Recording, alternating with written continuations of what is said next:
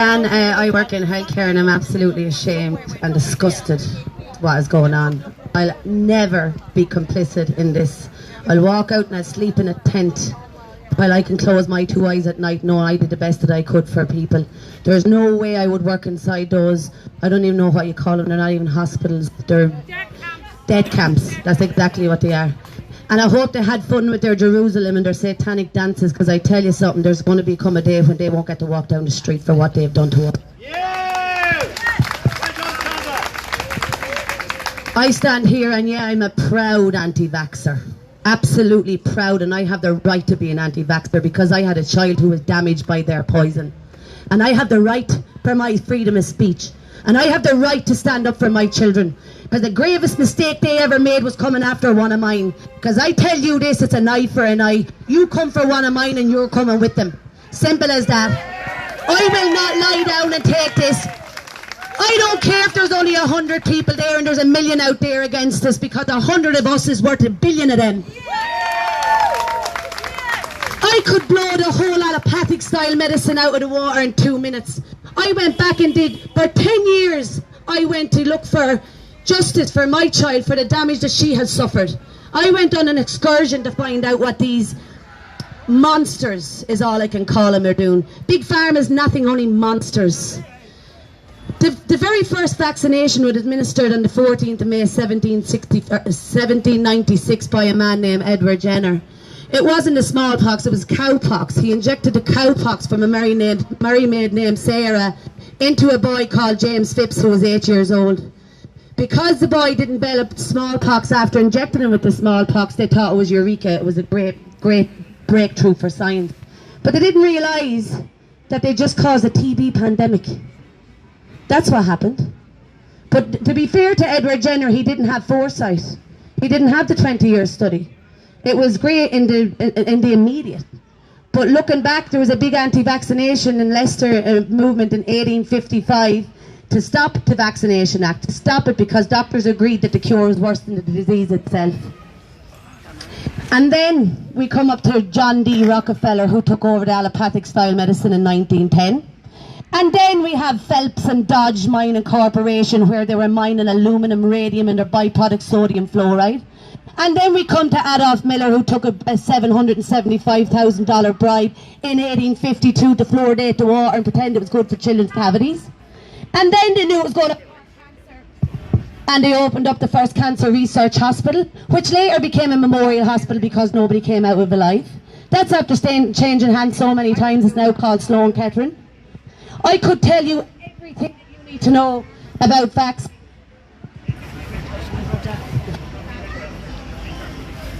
No, they're all the ones singing Republican songs are of us. They're of us. All the ones over there singing the Republican songs are of us. Okay. I could tell you everything that there is to know about vaccines. I could tell you unequivocally that the mercury in the flu vaccine strips the nerve fibres from a myelin sheath, causing dementia, Alzheimer's, Parkinson's, MS, you name it. I can tell you the genetically modified yeast and vaccines cause food allergies, skin allergies, you name it. My child has never been vaccinated after the first mistake I made and never. Yeah, and I suppose we're having great crack here. We're after taking 14 people out quarantine facilities. There was one woman who came back from a flight after having surgery who was quarantined 9 floors up in a wheelchair. No one to bring her to a toilet, couldn't even get out of the toilet. I pleaded and I begged with the army men outside the Red Cow to let me in as a healthcare professional to give her, provide her with what she needed. They wouldn't let me. So in the end I took it on my own accord and I ran up them 9 flights of stairs through the army. There was a 13-year-old autistic boy quarantined in Heathrow the other day that we got a call about as well. And these cases are coming all too familiar. Now they are coming for you. And they can be out there and close their eyes and sleep, but they are coming for them and their houses as well. There's nobody immune to this virus, which is communism. Our last plantation went great. Wait till you see the next plantation that they have ready for us. So if you people don't get up and stand up and fight for your children, it's game over. I'm telling you that now.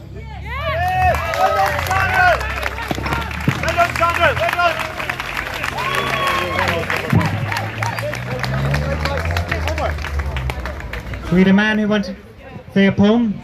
Brilliant.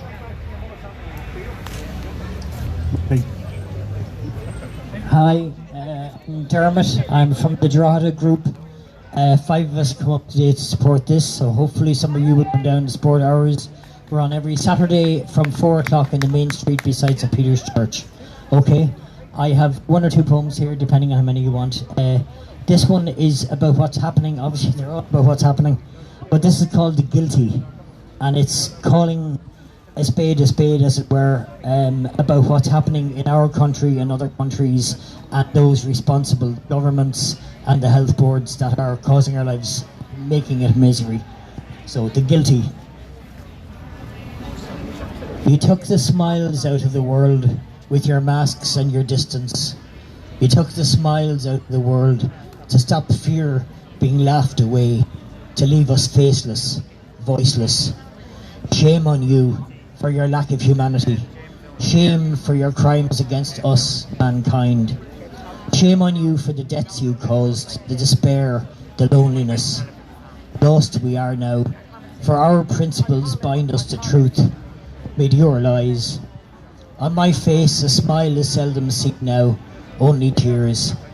Lifetime friends have let go of my love, because you made them fear me. My quest for honour among the debris of civilization is all I can do against you, the traitor, betrayer, thief, liar, the guilty. I'll read a second one. This is called The Body of Man. Now, I filled 2 of these notebooks in the last year and a half with poetry, and it started off as a plan for a book about this. And as I've learned, as my awareness has increased over the last year and a half, my attitudes have changed, obviously, because of the abhorrence of what's going on. And this is about all of us, the body of man. We're all part of the body of man.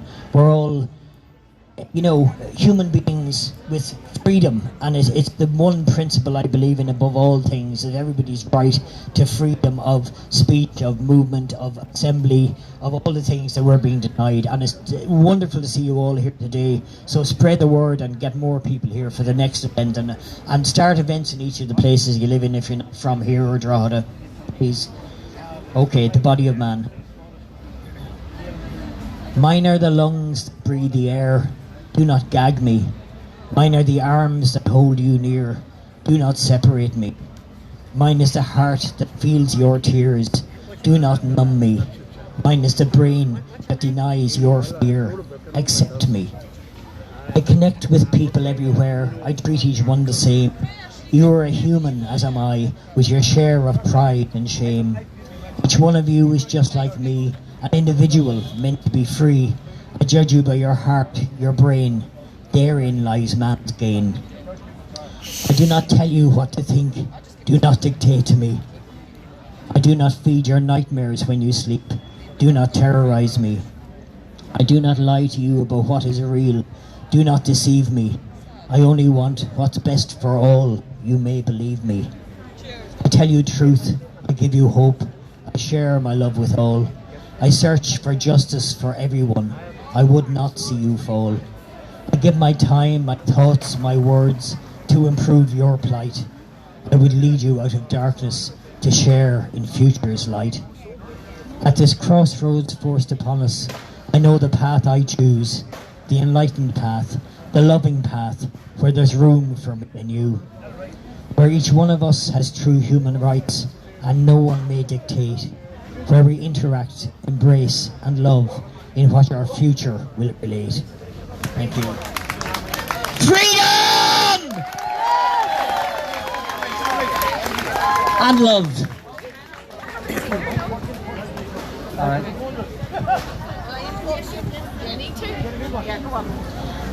Right, I'm back again, for fuck. And I'm going to welcome one great speaker who's been out doing this from day one, who we're all so very proud of and thankful for everything that she's done, and I mean that. We're going to welcome Dee Wall. She's in the house. There's only one Wall. There's only one Dee Wall. Dee is in the house. But I'd just like to say before I start, there's a lad out there that he's just come over to me and he's wrote this book, and it's called My Awakening and the COVID-19 Fraud. And he has them over there and all the information about the regulations. When I did say regulations, not laws, regulations, which a lot of people thought they had to abide by. But through people like myself, Angela Ray, and the people that's running this today, and Sandra Giltrap, and all the lads here from Freedom Alliance, if you would have listened to these people, you would have known. You would have known you did not have to abide by these regulations. The Garda spoke in tongue to you and made you believe, just like the government made you believe, that the COVID-19 was real. They talked to you in tongue like, you must do this. We ask you to do this. We recommend you do this. But if you listen to their words carefully, they never actually told you it was law. They just kept citing Article 31A of the COVID regulations. And you all mistook that for law, but it had absolutely diabolically piss all to do with law. Nothing. Zero. But you, the people out there that did complied because just like the government brainwashed you, the Garda was doing it at every checkpoint. They made you believe it was law. But this man has this book over there, and he's written this book and many others. And this book explains absolutely diabolically everything in it you need to know about when they come with the next lockdown. And believe me, people, when I say it's coming, it is coming. It is coming. They're already preparing you for the next lockdown. Number one, it was the Indian variant. Did you all remember that? The Indian variant, and they showed you people dropping dead on the streets, and they showed you them all sitting down gasping for breath. It was a gas explosion from about 9-10 years ago, and they made you believe it was belonging to now, but they covered themselves. They never used the words now in the here and the now. They done the tongue talk with you again. They talked in tongues. They knew you would take the perception that it is now belonging to the day that they show it to you. This is how they trick you. They trick your mind. They make you believe it's from now by not telling you it doesn't belong to now. And because you're all already so scared, you believe it belongs to now, and you go back into hiding in your cocooning. There is no need for cocooning, people, and the reason you know there's no need for cocooning, look at the elderly people. Look at them. They died massively while they were being cocooned. And us out here in the streets all gathering together in the hundreds at protests. We all marched. We marched in the hundreds. We gathered together afterwards, and not one of us even got the bloody flu. The flu that's rebranded COVID-19. That's where the flu went. Everybody is saying, why is there no flu deaths? There was flu deaths. They just rebranded it COVID-19 to suit their own narrative. And that's what's coming down the road to you again. If you think you've seen the worst of this people, what this government has done to its people, you are sadly mistaken. Let me tell you, people, get ready for September, October for the flu season. The Indian government got onto all governments and warned them to stop using those pictures. You don't? Have you all noticed them pictures have disappeared of the people gasping for breath on the streets? It was a gas explosion. Have you all noticed that those pictures have disappeared? Because they were warned, especially Ireland was warned to take them down and stop using India as a scapegoat for them to keep their foot on the neck of the Irish people. Are we going to stand for that anymore? No! I can't hear you! No! You better believe on that. Why? Because we are waking up day after day. There's more coming to us. I want to tell you my story. There's the people ringing these people here. They have me in quarantine. I'm going to throw myself out of the window. I'm going to commit suicide. People have committed suicide in the Red Cow in Dublin on the Nace Road. Is it the Nace Road it's on? I think it is the Nace Road, isn't it? Yep. People have committed. We've been told there has been 6 suicides in there. They have hidden this so as none of you would know about it. There's been suicides of people that was kept in quarantine. They'd already got mental health problems and they locked them in these rooms. Now myself and some people that's standing here with me was up at that Red Cow last night, and we just went to have a look at the prison yard. And believe me, this lady behind me will tell you, it is a prison yard, isn't it? A prison yard. We seen a little boy, 4 or 5 years of age, playing with a motor car on the ground. His mammy running it back and forward to him. This was, are you ready for this, people? Their air brake. Brake to get air, but guess what? They're getting air with a mask and nappy wrapped around their face. The next of them. Now this was only last night we did this. If I had a big screen here, I would put it up and show you it. It was absolutely vile. This little 5-year-old boy with his mother. So I called her over through the railings. Dennis O'Brien's barriers earning money again on imprisoning people for no crime committed. I called this lady and asked her and said to her, do you know you can just leave? No, she says, they took me from the airport today. The security are following me everywhere. Go up to your room, get your bag, walk over to the lift, do not answer them, keep walking past them, and I want anybody that knows of anyone in quarantine, you tell them within 12 minutes, 12 and a half minutes, get out that door, get to the front. They can do goddamn well nothing to you. And an army sergeant told us, the army cannot put their hand on anyone that's leaving quarantine because they have no jurisdiction over civilians. They cannot touch them. So do not let the sight of the uniform scare you. It's all mind playing. That's all it is. So anybody knows anybody in quarantine, tell them they can walk out. They don't need anyone to come and get them. All they need is to have a car outside waiting, a relative, a taxi, whatever you need. You have them there and you walk into that and nobody can stop you. They done it to the force base, intimidating her by coming to our house. And when they came to our house, she closed the window and told them to go away. I committed no crime. If you have a crime to charge me for, come back. If not, get off my property. They never came back. And that's thanks to these people here. These people went home safe instead of throwing herself out a window, out onto the concrete ground, which we would not have heard about. We would have heard nothing about it. Nothing. It would have been hidden.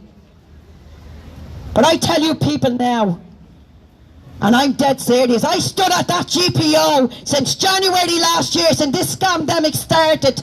We went into the tents that Leo Varadkar was outside doing his photo op, pretending that it was a test centre and people was going in to get tested. We went in, we were told we were done for trespassing. What, I'm walking on a footpath that we paid for? You're the one that's trespassing by putting the tent on the footpath. That's our footpath, it's a public footpath. And we went into them tents with the cameras and we proved there were no testing centres. That's up on overdwall.com. They were not testing centres, there was nothing inside them.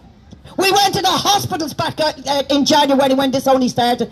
March it was, we went into James Street Hospital, which they won't give me my treatment now for my gammy leg because I exposed them. And now I have 2 gammy legs over them not treating me 1 gammy leg. So they won't give me my treatment. I need steroid injections in between the joints of my leg because now I'm putting all the weight on there. I've just been told I can get a hello there. You're waiting to see me running around now, boys. Thank you, Dr. Ann McCluskey. But they refused to give it to me because I exposed them. They were screaming out. Does any of you remember back in the beginning when they were screaming out for them machines to keep the people alive? What's the name of them? The ventilators. See, you all remember. You do listen. They were screaming out at the top of their voices, we've no ventilators, the people are dying, they're going to die, we need people, we need you, the EU to give us money, we need ventilators. You lying bastard, I'm going to prove you what you are, Houlihan. And I went into that hospital and I went into the room and they had about 22 ventilators. They had about 22 ventilators covered up with sheets. And I went in and exposed it. You lying bastards. You are going to murder people in this hospital, aren't you? That's exactly what and it's exactly what they did do. When people went onto them ventilators, they did not come back off them. They did not. And what were they taking into hospital? But those people walked into James Street Hospital. They walked into other hospitals and they walked in with flu-like symptoms. and they never came out. Now this is fact, so let them come after me to try and sue me if I want to, because they'll have to prove I'm telling the lie, when I know I can prove I'm telling the truth. Because there's families out there now are getting the gumption to get up and stand up. And this is what they don't like. And this is why they have the special task unit sit outside my house, follow me into the city centre, over 30 years drive and never even a ticket. They gave me 9 penalty points in one day 2 weeks ago. 9 penalty points in one day. Number one, I went down the street, a one-way street, which it's not a one-way street, and guess what? Now the D can quantum leap. Because I was in 2 places at once breaking traffic laws. I was in North Great Georgia Street at 12:45 and I was in Marlborough Street at 12:45. I went up a one-way street at 12:45 and I broke a light at 12:45. Am I fucking brilliant? I tell you, girls, I'm getting better and better. I can now quantum leap. Watch out, Houlihan, I can quantum leap. But Quantum Leap knows we have the Grim Reaper ready for him. The Grim Reaper is waiting for Dr. Death, Tony Houlihan. Come after me for that, Tony. And then again, proof again that I'm telling the truth. Because I can prove you are the cause of the death of many, many women in Ireland. Many women. Tony Houlihan. He is scum. Tony Houlihan, who was given by Hazel Shue the freedom of Ireland. Enjoy your freedom, Tony, because it's not going to last long. Because we the people are coming after you. Oh yes, we are. Tony Houlihan knew there was women out there with a time bomb in their bodies. A time bomb. When they found out that they sourced out the cheapest of the cheapest place for smear test. The cheapest of the cheapest. And when they found out the diagnosis was not good for the women. But where we're concerned, and those women now, ovaries we can live without, a womb we can live without, but not if it's riddled with cancer, we can't. So those women could have been saved. And what did Tony Houlihan do? Tony, come after the day, because I have the proof. I have the proof, Tony. You said to Simon Harris, do not tell the GPs of these women. Did you all hear this? Do not tell the GPs of these women that their tests are positive for cancer. Wait until we get our legals sorted out with took months. Then when they got that sorted, Simon Harris, do not go and tell the GPs, do not go public with it until we sort the media out. And that again took months. This man left them women out there with a time bomb in their bodies. Why? We all know here. To save his own dirty arse. That's what he did it for. He left them children without mothers to save his own arse. And what does he do now with this pandemic? He's handed over our lives to be taken, and now he wants our children. Is he getting our children? Is he getting our children? You better believe he's not. You better believe he's not. We stood in O'Connell Street back in March and said they are going to come after the future of Ireland. And what is the future of Ireland? But our children. You will not, without a fight from me, from these people, Tony Houlihan, you will not be allowed to take our children the way you took the old folk. You will not. Never. Because we will not sit back and allow it. And you, Tony Houlihan, before I finish, I will say, you can send all your dirty henchmen to sit outside of my house. You can send them to sit outside of that woman's house over there. You can send them to sit outside of anyone's of our house. But this time is different from years ago when you got Joe Ducey and shut him up, and you got other people and shut them up. You shut them people up because they didn't have the technology that we have today. I am covered at the sides of my car, the back of my car, the front of my car. I am covered by footage in every direction, and it's the only reason they haven't harmed me and other people that speaking out. Because the technology today is saving us. It's saving us. Thank God for the phone camera. Thank God for it. Otherwise, I and other people would be in prison now for speaking out. That's our weapon. You better believe it. We don't need dirty, vile poison from Bill Gates in a syringe. We have a camera. That's our weapon against the Garda Síochána. And before I go, people, I'd like to say to everybody, can we just say a hail and a glory be to God for the men that fought and died for this country to give us our freedom? Let's make every single one of them men and women that died to give us our freedom in this Ireland of Ireland. They are turning in their graves, so you're dead right they are. And that building over there with the paedophile flag on top of it should be torn bloody down. Sinn Féin sold this country out.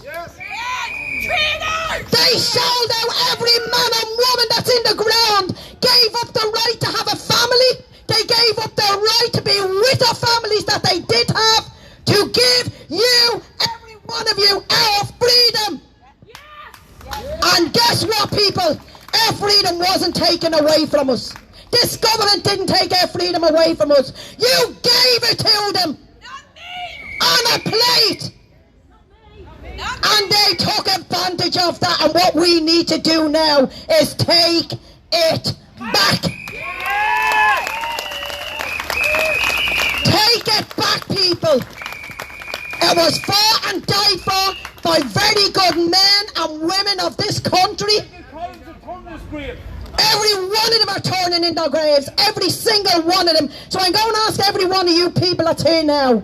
Let's make those men and women on both sides of the border that died for this country's freedom, let's make them proud and do the right thing by them and take back our freedom!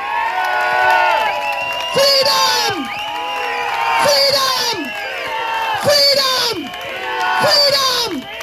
Freedom! Freedom! People, let's save our children's future. Thank you, Dee.